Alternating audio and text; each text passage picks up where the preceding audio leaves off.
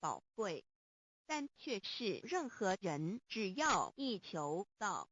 借着上帝的天命宝贵，立刻就可以得到的保障。此后就随个人的诚心、智慧及对真理之实践，而有或深或浅不同的体认了。如人饮水，冷暖自知。希望各位具有善根，有机会能得闻大道的先生女士，皆能入宝山而满载而归，皆能求到